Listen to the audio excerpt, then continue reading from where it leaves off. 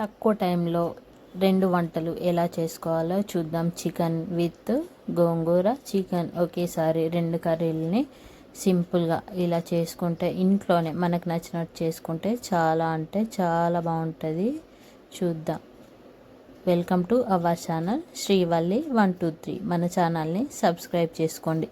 ఈరోజు రెసిపీ ఏంటంటే chicken with gongura chicken curry. చాలా బాగుంటుంది. ముందుగానే ఉల్లిపాయ ముక్కలు, పచ్చిమిర్చి, పుదీనా, కరివేపాకు వాటర్తో వాష్ చేసేసి శుభ్రంగా కట్ చేసి పెట్టుకున్నాను. చికెన్ని కూడా వాష్ చేసేసి పక్కన పెట్టేశాను. ముందుగా స్టవ్ ఆన్ చేసేసి ప్యాన్ పెట్టేసుకోవాలి. అది కాస్త వేడైన తర్వాత ఆయిల్ వేసేసుకోవాలి. చూడండి, ప్యాన్ వేడైపోయింది. తర్వాత కొంచెం ఆయిల్ వేసేసుకున్నాను. ఆయిల్ కాస్త వేడైన తర్వాత 2 లవంగాలు, ఇంకా 2 ఇలాచీలు, అవి కూడా కాస్త వేడైన తర్వాత మనం ముందుగా కట్ చేసి పెట్టుకున్న పచ్చిమిర్చి, కరివేపాకు, ఆనియన్స్, పుదీనా ఇవి కూడా వేసేసుకోవాలి.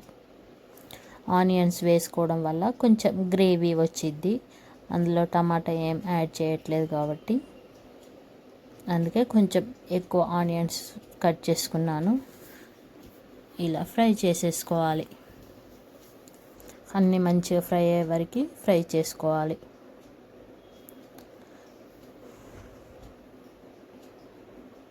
కాసేపు అలా మూత పెట్టేసేసుకోవాలి.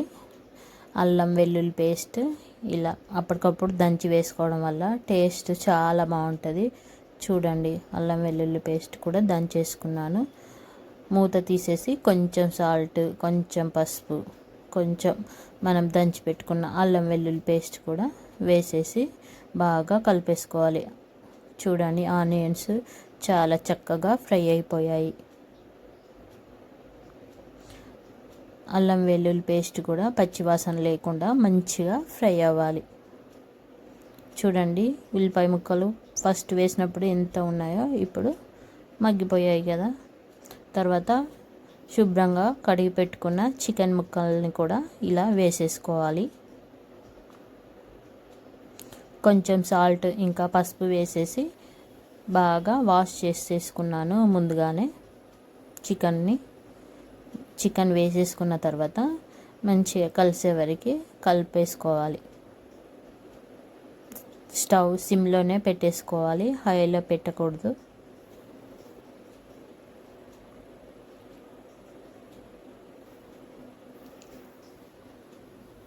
మొత్తం ముక్కలకి మంచిగా పట్టే వరకు మంచిగా కలిపేసుకోవాలి.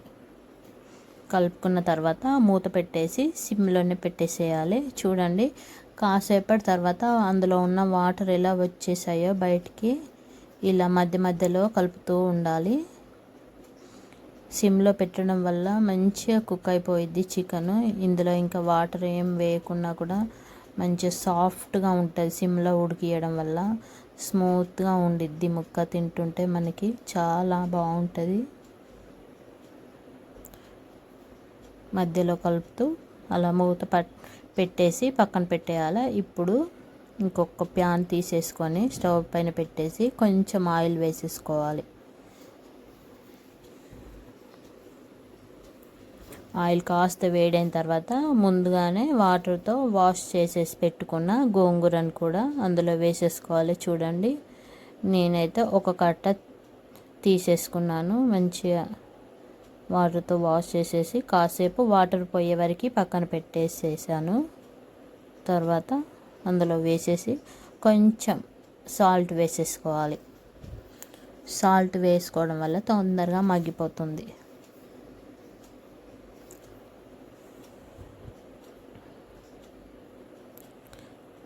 సాల్ట్ వేసిన తర్వాత మంచిగా కలిపేసేసుకోవాలి. చూడండి, తొందరగా మగ్గిపోతుంది గోంగూర.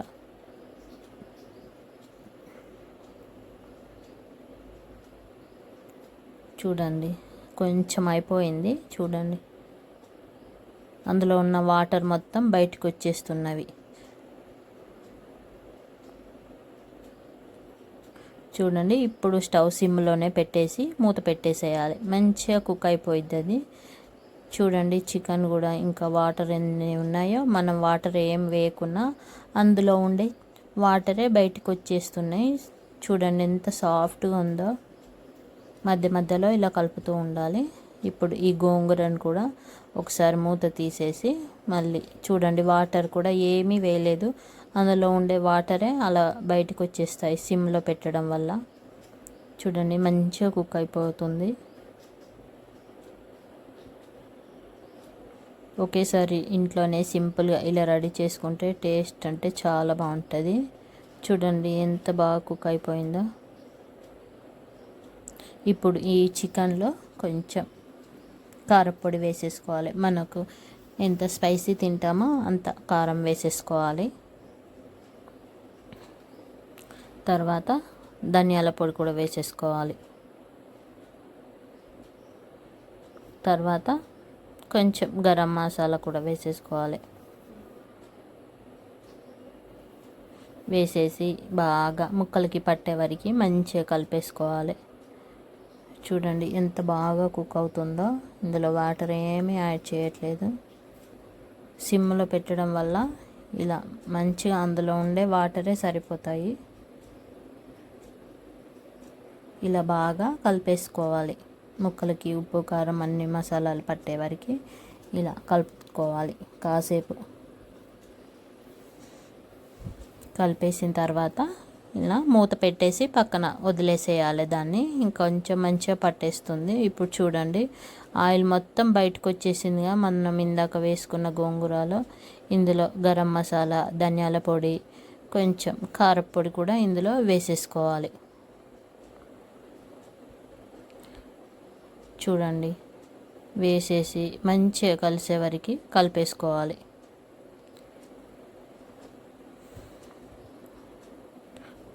ఆయిల్ మొత్తం బయటకు వచ్చేసింది కదా, మంచిగా దాన్ని కాసేపు అలా పక్కన పెట్టేసేసుకొని దీన్ని మధ్యలో కలిపేసుకోవాలి. చూడండి ఎంత బాగుందో కూర, చూస్తుంటేనే తినాలనిపిస్తుంది. అలా మధ్య మధ్యలో కలపడం వల్ల ఎక్కడ మాడిపోకుండా ఉండిద్ది. ఇప్పుడు ఇది రెడీ అయిపోయిందిగా చికెన్. ఈ చికెన్ కర్రీని తీసేసి గోంగూరలో వేసేసుకోవాలి. చూడండి మనకి ఎంత కావాలో అంత వేసేసుకోవాలి.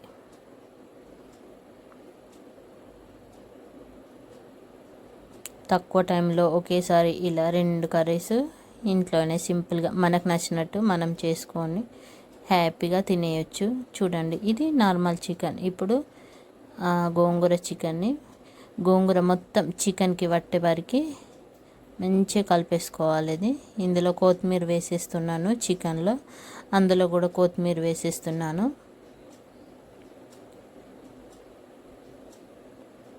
లాస్ట్లో కొత్తిమీర వేసేస్తేనే కదా టేస్ట్ చాలా బాగుంటుంది. చూడండి నార్మల్ చికెన్ కర్రీ మనం ఎంత బాగుందో, సాఫ్ట్గా వాటర్ ఏం వేయకుండా చాలా బాగుంది. ఇప్పుడు ఈ గోంగూర మొత్తం చికెన్ ముక్కలకు పట్టే వరకు మంచిగా కలిపేసి కాసేపు అలా కలిపేసేయాలి. చూడండి ముక్కలు పట్టేస్తే చాలా బాగుంటుంది. టేస్ట్ కూడా చాలా అంటే బాగుంటుంది. రైస్లోకైనా చపాతీలోకైనా చాలా అంటే చాలా బాగుంటుంది. ఇలా బాగా కలిపేసి సిమ్లోనే కలిపేసుకోవాలి.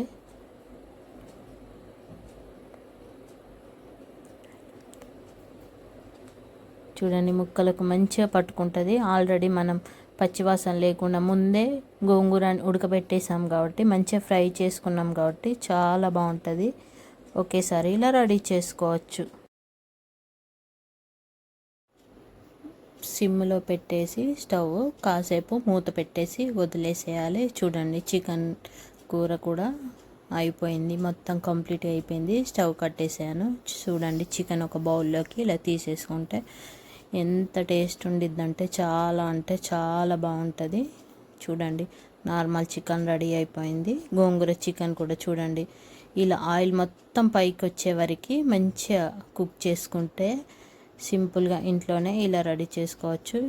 చూడండి గోంగూర చికెన్ కూడా కంప్లీట్ అయిపోయింది. స్టవ్ ఆఫ్ చేసేసి ఒక బౌల్లోకి తీసేసుకుంటే చాలా అంటే చాలా బాగుంటుంది. మీరు కూడా ట్రై చేయండి. చూడండి, normal chicken with gongura chicken ఒకే టైంలో ఇలా సింపుల్గా 2 ఐటమ్స్ మనకు నచ్చినట్టు మన ఇంట్లోనే రెడీ చేసుకోవచ్చు. మీకు నచ్చినట్లయితే లైక్ చేయండి.